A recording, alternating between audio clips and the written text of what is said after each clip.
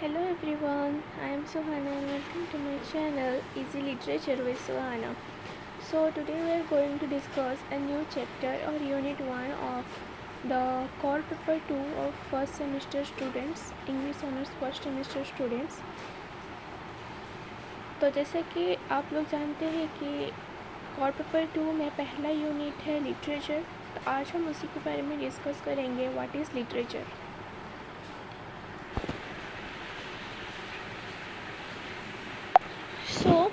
पहला तो पॉइंट है लिटरेचर किसे कहते हैं, what is literature. What is literature, तो यहाँ पे आपको हैंड रिटन नोट्स मिलने वाले हैं, बहुत ही हेल्पफुल होने वाले हैं। तो प्लीज़ सबसे पहले आप लाइक शेयर और सब्सक्राइब कर दीजिए, क्योंकि हैंड रिटन नोट्स आपको कहीं नहीं मिलेंगे और ये मेरे पर्सनल नोट्स हैं और बहुत ही मेरे हेल्पफुल हुए मेरे सेमेस्टर में। मैं आपके साथ मेरे सेमेस्टर के रिज़ल्ट के बारे में भी डिस्कस करूँगी, क्योंकि मेरा इंग्लिश ऑनर्स में 80% आया था, 81%, जो कि A+ में आता है।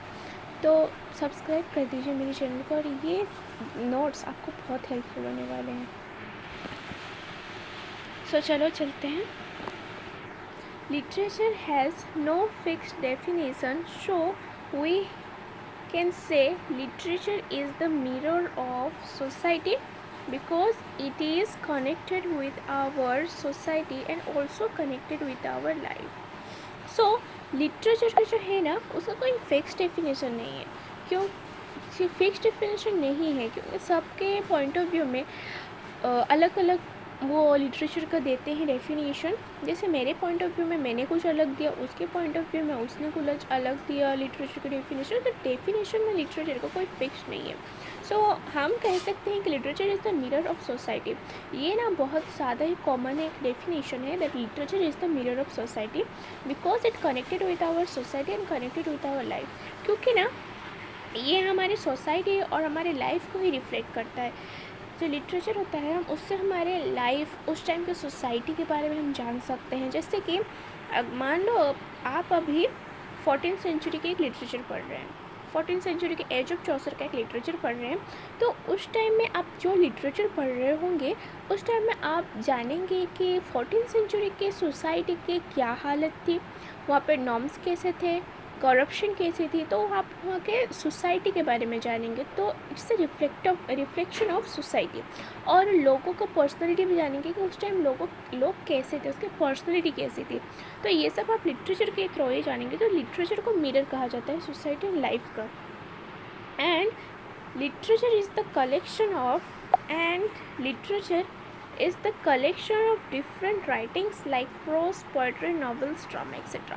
और अगर हम लोग जनरल सेंस में कहें कि लिटरेचर क्या है, अगर हम जनरल सेंस में कहें ना कि लिटरेचर क्या है, तो लिटरेचर का मतलब होगा कि literature is a collection of different writings like prose, poetry, novels, drama, etcetera.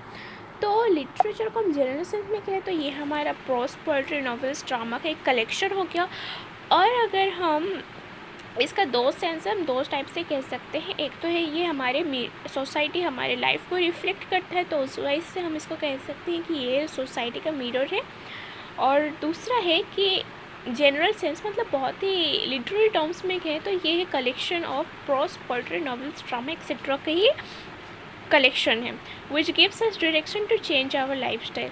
ये भी हमारे लाइफ के साथ कनेक्टेड है। And when we will read literature we realised our mistakes. अगर जिस टाइम हम लिटरेचर पढ़ते हैं तो हम हमारे जो मिस्टेक्स हैं उसे समझ सकते हैं, और जो लिटरेचर के थ्रू जो हम जानते हैं कि उस कैरेक्टर ने ये मिस्टेक किया था, इसलिए उसका ये कॉन्सिक्वेंसेस हुआ, तो हम भी उस मिस्टेक के बारे में ना हम अवेयर हो जाते हैं कि नहीं, हम ये नहीं करेंगे, क्योंकि इसे करने से तो ये कॉन्सिक्वेंस आएगा। जो मेरा पर्सनल रियलाइजेशन है, मैं भी रियलाइज़ करती हूँ। मैंने जब पढ़ा था, मैं जब ड्रामा पढ़ी थी ना, तो उसमें एक कैरेक्टर था, उसका जो कॉन्सिक्वेंसेस था, तो मैं जब सोचती हूँ कि मतलब मैं भी जब वैसे ही गलती कुछ करने की सोचती हूँ, तो मुझे वही याद आ जाता है कि मेरा भी कॉन्सिक्वेंसेस वैसा तो नहीं होगा। अच्छा छोड़ो, उसके बाद and when we will read literature we realized our mistake and a lot of beautiful thing we know through the literature. और हम लोग ना बहुत सारे ब्यूटीफुल थिंग्स जानने को मिलता है लिटरेचर के थ्रू, जो कि मॉरलिटी बेस्ड होता है, स्पिरिचुअलिटी बेस्ड होता है, फिलोसॉफिकली सब कुछ बेस्ड होता है, जो हमें जानने को मिलता है. तो literature is not about the only to read books, prose, poetry, novels, but ये हमें एक मतलब अलग ही लेवल पे ले जाता है. और लिटरेचर स्टूडेंट का होना मतलब क्रिटिकल थिंकिंग तो बहुत ज़्यादा ज़रूरी है. तो यही हमें क्रिटिकल थिंकिंग दिखाता है, जो हम अभी नेक्स्ट पढ़ेंगे कि लिटरेचर के एस्पेक्ट. तो literature has two aspects. How many aspects? Literature has two aspects. One of simple enjoyment and another is appreciation, the other of analysis and exact description. जैसा कि मैंने कहा था लिटरेचर में क्रिटिकल एनालिसिस बहुत ज़्यादा ज़रूरी है. तो पहला जो एस्पेक्ट है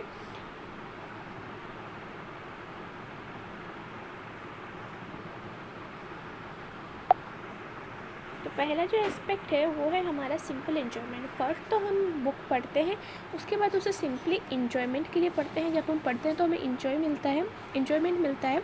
उसके बाद दूसरा है, उसे अगर वो बेहतर लिखा हुआ है, अगर वो बहुत अच्छे से रिटर्न हुआ है, तो हम उसे अप्रिशिएट करते हैं. देन उसके बाद हम क्रिटिकली एनालिसिस करते हैं कि इसके अंदर से हमें क्या सीखने को मिला है, what insight we get from this literature. उसके बाद हमारा है by studying literature we discover a new world, a world so different from our own that it seems a place of dreams and magic. In order to understand this world, it is extremely important to analyze and explain everything. The most important thing in literature is to bring out the hidden meaning. जैसा कि मैंने आपको कहा, इस point में वैसा ही कुछ लिखा है.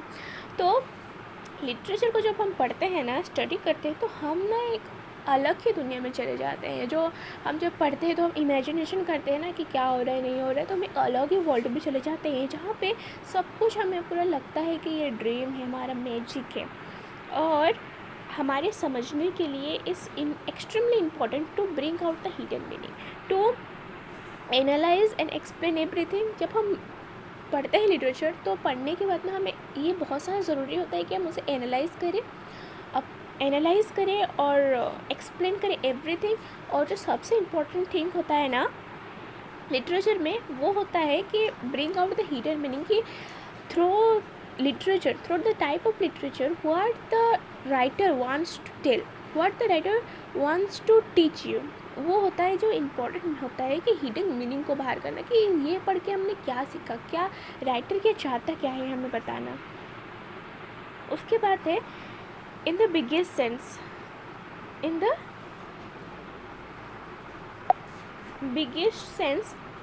literature in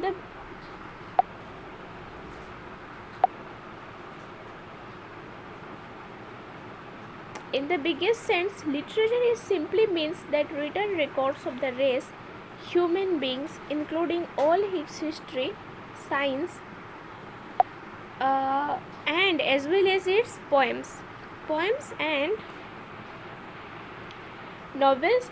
It is artistic record of life.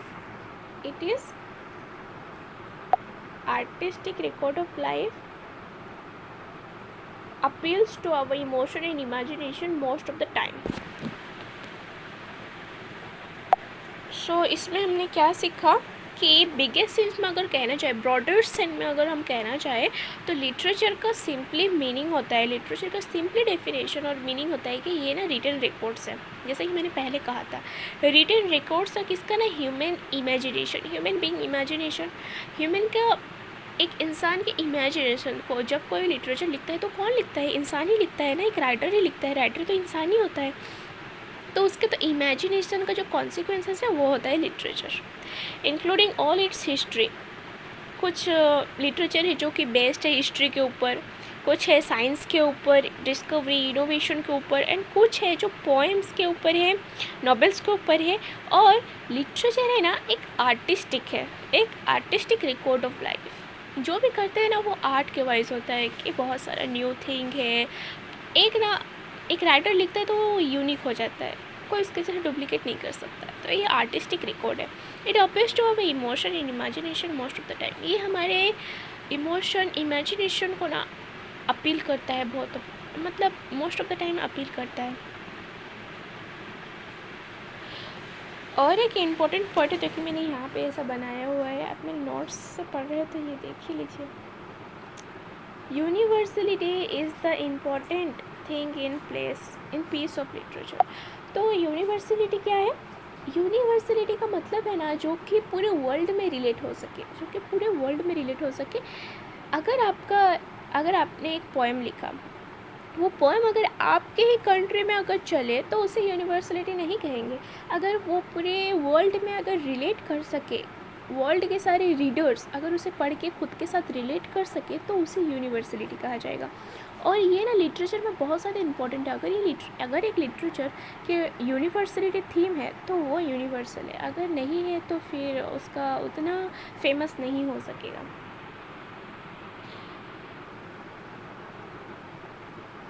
A book is not just product about the author's individual mind. The author's identity, cultures, and environment, including their social context of bringing and natural surroundings, set the world, their world view and writing. So मैंने जैसे ही कहा था कि literature का मतलब होता है कि मिरर ऑफ द सोसाइटी, तो यहाँ पे भी वैसे ही कहा गया है कि लिटरेचर जो है ना, एक बुक एक ऑथर के माइंड के ऊपर ही बेस नहीं है, बेस तो होता है माइंड के ऊपर, बट वो जो लिखता है ना अननोइंगली वो अपने आइडेंटिटी, कल्चर, एनवायरनमेंट को इंक्लूड करता है, जो कि उसके सोशल कंटेक्स्ट को कहते हैं, और उसके नेचुरल सराउंडिंग जो होते हैं ना वो उसके वर्ल्ड व्यू बताते हैं। जो राइटर लिखता है, अगर आप एक राइटर है, आपने एक लिखा, किसी के बारे में लिखा, आपने लिखा सोशल इशू के बारे में कि जेंडर के ऊपर आपने लिखा, तो आपके सोसाइटी में, आपके टाइम में जो जेंडर इशू है आप तो उसी पॉइंट ऑफ व्यू में लिखेंगे ना। तो ये क्या आपके उस टाइम के जेंडर इशू को, आपके वर्ल्ड व्यू को रिफ्लेक्ट करते हैं कि आप कैसे देखते हैं, वर्ल्ड को कैसे देखते हैं, वो आपकी राइटिंग के थ्रू पता चलता है। उसके बाद क्वालिटीज़ ऑफ लिटरेचर।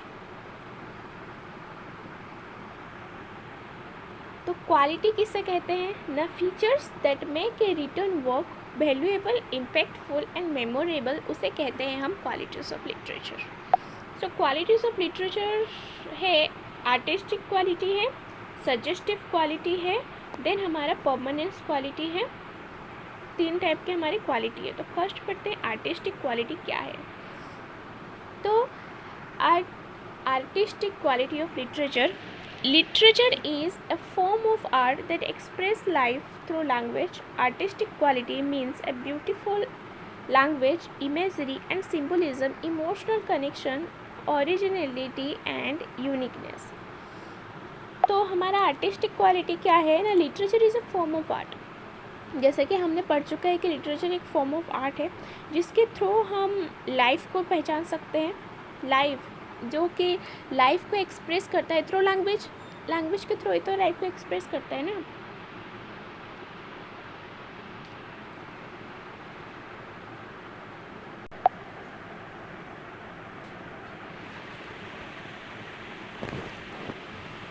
तो लैंग्वेज के थ्रू लाइफ को एक्सप्रेस करता है। तो आर्टिस्टिक क्वालिटी का मीन है कि ब्यूटी ऑफ लैंग्वेज,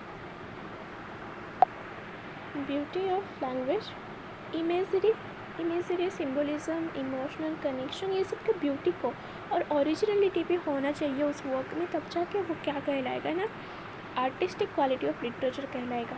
और यूनिकनेस भी रहना चाहिए, ये सब होता है आर्टिस्टिक क्वालिटी में। उसके बाद literature reflects the world truth and beauty often unnoticed.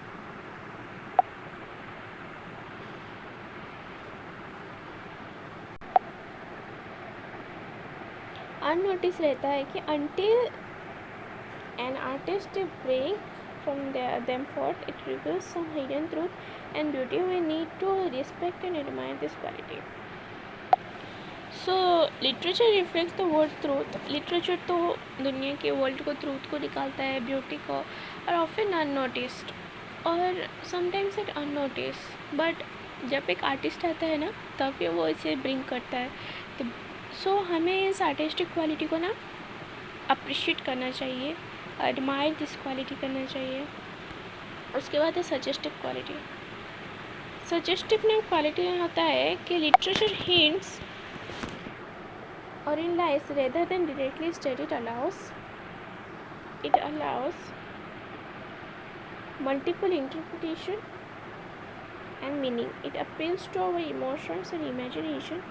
The permanency purposes of literature. Permanency. The purpose of literature is not to teach or convey information, but to give pleasure and enjoyment to the audience. Suggestive quality का मतलब होता है कि literature ना कुछ भी directly state नहीं करता, वो हमारे इंटरप्रिटेशन को, हमारे सोचने की शक्ति को ना वो अपील करता है कि ढूंढो इंफॉर्मेशन, इमेजिनेशन ढूंढो। और प्राइमरी पर्पस जो होता है ना लिटरेचर का, वो ये नहीं होता कि वो सिखाए कुछ ये करे, वो तो पहले आपको इन्जॉयमेंट देगा, उसके बाद ही आप उससे लेसन लेंगे। तो ये बेस्ट है इन्जॉयमेंट के ऊपर, और आपको ना उसका लेसन अपने आप ही ढूंढ के निकालना पड़ेगा। Permanency quality of literature. Great works continue to inspire and influence future generations. They remain revealed and meaningful despite changing time and circumstances. तो जब परमानेंसी ऑफ लिटरेचर को क्वालिटी ऑफ लिटरेचर है तो वो ना हर टाइम इंस्पायर करता ही रहेगा। जब वो लिखा था उस टाइम इंस्पायर करेगा, अभी चल रहा है अभी इंस्पायर करेगा, और फ्यूचर जनरेशन को भी इंस्पायर अगर करता है वो लिटरेचर, उसका मतलब है कि उसके अंदर परमानेंस क्वालिटी ऑफ लिटरेचर है। उसके बाद criteria use to evaluate work literary value और परमानेंस। और कुछ क्राइटेरिया है जिसकी मदद से हम लिटरेरी वर्क का जो है ना वो परमानेंस देख सकते हैं, जैसे कि यूनिवर्सलिटी। मैंने जैसे बताया था यूनिवर्सलिटी का मतलब है कि it appeals widest human interest and the simplest human emotion. Good literature is always occupied with elementary passion and emotion. तो यूनिवर्सलिटी का मतलब है जो कि सबके साथ कनेक्ट हो सके पूरे वर्ल्ड में, human emotion. Good literature always occupy elementary passion and emotion. Good literature है ना, गुड लिटरेचर जो होता है ना वो हर वक्त इमोशन के ऊपर, पैशन के ऊपर ही बेस्ड होता है। जो कि सारे दुनिया में तो लोग ही रहते हैं ना, और कोई रहता है, एलियन रहता है क्या? नहीं। तो दुनिया में जितने लोग हैं उनके इमोशन के साथ कनेक्ट हो, जैसे कि एग्जांपल यहाँ पे दिए हुए हैं, love and hate, Joy and sorrow, fear and faith. तो ये सब ना पूरी दुनिया के जितने लोग हैं सबके अंदर ये रहता है। उसके बाद स्टाइल।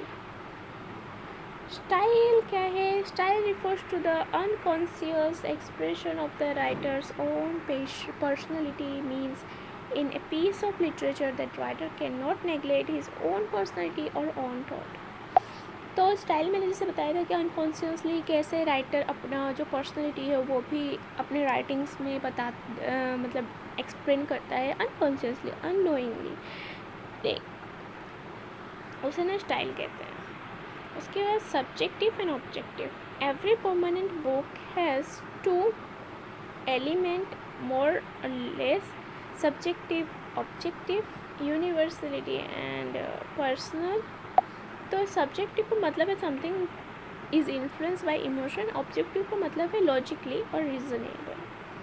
तो लिटरेचर का दो परमानेंट होता है। Every permanent book has two element, subjective and objective, और universal, personal, deep thought and the feeling of the race reflected and followed by the writer's own life and experience. Next हम जाते हैं what is the purpose of studying literature. Apart from the pleasure of reading literature, ये literature लिखा है यहाँ पे थोड़ा सा मैंने लिखा है ऐसे, literature study of literature has one definite object to know. Object means purpose, to know the nature of man. तो नेचर ऑफ मैन कितने टाइप का होता है?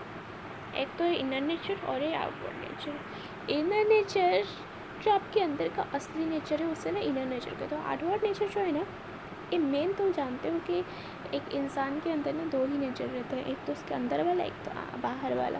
बाहर से आप बहुत अच्छे दिखाई देते हो लेकिन अंदर से कितने बुरे हो तो कोई नहीं जानता, ये तो सबका ही है। तो एक इंसान के अंदर दो ही नेचर रहते हैं, तो उससे डील कौन करता है? डिफिनाइट फाइंड आउट कौन करता है? लिटरेचर करता है। जैसे कि यहाँ पे एग्जाम्पल है, history records the deeds outward act largely. तो हिस्ट्री जो है ना वो क्या करता है ना, आउटवर्ड एक्ट को ही ज़्यादा लार्जली वो मतलब रिकॉर्ड करता है। जैसे कि आपने हिस्ट्री में पढ़ा होगा, इसने वो किया, उसने वो किया, उसने वो किया, लेकिन वो उसके फीलिंग्स को नहीं देखता, उसके इधर इमोशन को नहीं देखता, बस वो आउटवर्ड एक्ट को ही रिकॉर्ड करता है उसके। देन हमारा लिटरेचर, बट लिटरेचर है ना वो कैप्चर्स करता है, रिफ्लेक्ट्स करता है dreams, thoughts, ideas, values, principles of individuals and society. तो इसमें हम क्या देखते हैं कि ये हमारे इमोशन को रिफ्लेक्ट करता है। जो एक इंसान का जो इमोशन होता है, फीलिंग होता है, डिज़ायर होता है, ड्रीम होता है, ये सबको इन्फ्लुएंस करता है, मतलब रिफ्लेक्ट करता है और कैप्चर करता है। फॉर एग्जांपल मैंने यहाँ पे दिया है, आपने एंग्लो सेक्शन का तो पढ़ा होगा हिस्ट्री में, अब पढ़ा है कि नहीं पता नहीं। तो when we read literature history the history of Anglo-Saxon, we learn that they were hardy warriors, explorers, but Anglo-Saxon poetry tells that they are great lovers of nature, capable of deep emotion. तो हमें history क्या कहता है? History क्या कहता है हमें?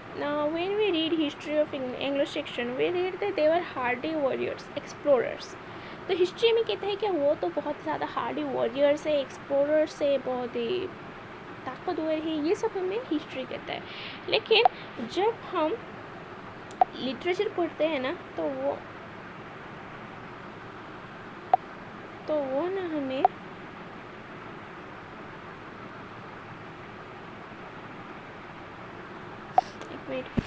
ना हमें एंग्लो सेक्शन के ना पोइट्री के बारे में बताता है कि पोइट्री के थ्रू हम क्या जानते हैं। पोइट्री के थ्रू हम जानते हैं कि वो ग्रेट लवर्स है, किसके? नेचर के, केपेबल है डीप इमोशन के। द वॉरियर सो देयर है लव ऑफ फ्रीडम, वो उसकी फ्रीडम के प्रति बहुत ज़्यादा प्यार जताते हैं, लव करते हैं। And the open sea the love of home, their respect for womanhood, कि वो लोग कितना रिस्पेक्ट करते हैं वुमेनहुड को। देयर स्ट्रगल फॉर ग्लोरी, तो ये है। तो हमने क्या जाना कि पर्पस ऑफ लिटरेचर है कि वो इनर क्वालिटी और इनर नेचर और आउटवर्ड नेचर को रिफ्लेक्ट करता है लिटरेचर। जैसे ये आउटवर्ड नेचर को बहुत ज़्यादा हिस्ट्री रिकॉर्ड करता है। हिस्ट्री भी एक लिटरेचर का पार्ट है, लिटरेचर नहीं कह सकते बट एक पार्ट है वो उसका भी। और लिटरेचर जो है ना थ्रू पोएम पोइट्री प्रोज, ये सब के थ्रू ना वो क्या करता है, इनर नेचर को, इमोशंस, फीलिंग्स को वो रिफ्लेक्ट करता है। इसका तो होता है importance of literature. Importance of literature क्या है?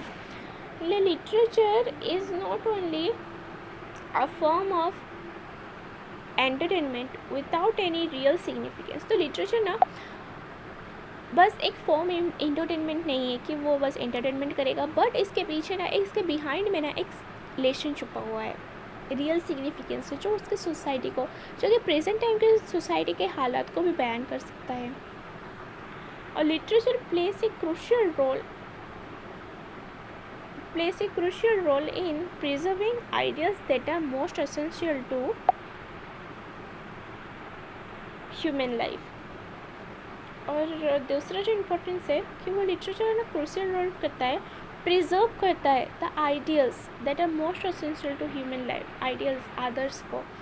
For example love, faith, duty, friendship, ये सब आदर्स है ना, ये सब हमें करने पड़ते हैं। Respect, this are the things which preserve in human life. और ये कुछ है जो ह्यूमन लाइफ में प्रिजर्व करता है। उसके बाद नेक्स्ट है this ideals save our values and principles, guide our emotions, actions, decisions, inspire to try for something greater। तो ये थी हमारी आज की वीडियो जो कि बेस्ड थी लिटरेचर के ऊपर। लिटरेचर क्या है, उसके कितने एस्पेक्ट है, क्वालिटीज़ क्या है लिटरेचर के, उसके बाद क्वालिटीज़ क्या है लिटरेचर की, पर्पस क्या है लिटरेचर का, इम्पोर्टेंस क्या है लिटरेचर का, ये सब हमने आज इस वीडियो में पढ़ा। तो if this video feel helpful to you, please don't forget to subscribe my channel। Please subscribe कर दो और बेल आइकन प्रेस कर दो, क्योंकि सब्सक्रिप्शन बेल आइकन के बिना अधूरा ही है, क्योंकि नोटिफिकेशन कैसे मिलेगा आपको कि मेरे वीडियो अपलोड किया है। उसके बाद शेयर करो and please like my channel. और अगर आपको मेरे रिज़ल्ट के बारे में जानना है कि मैंने फर्स्ट सेमेस्टर में कितना रिज़ल्ट लाया था, वो फर्स्ट सेमेस्टर इंग्लिश ऑनर्स लेके, तो प्लीज़ कमेंट पे लिखना। और रिज़ल्ट तो मेरा 81% ही आया था। तो आपको अगर स्ट्रैटेजी जाननी है कि मैंने कैसे पढ़ाई की थी, प्रिपरेशन कैसे की थी, और भी फर्स्ट सेमेस्टर इंग्लिश ऑनर्स में 80% लाने के लिए, तो प्लीज़ कमेंट में टाइप करना। और आपको कैसी वीडियो लगी आप नीचे कमेंट में टाइप करना, और कौन सब्जेक्ट के ऊपर नेक्स्ट वीडियो आपको चाहिए, कौन टॉपिक के ऊपर, वो भी टाइप करना। Thank you.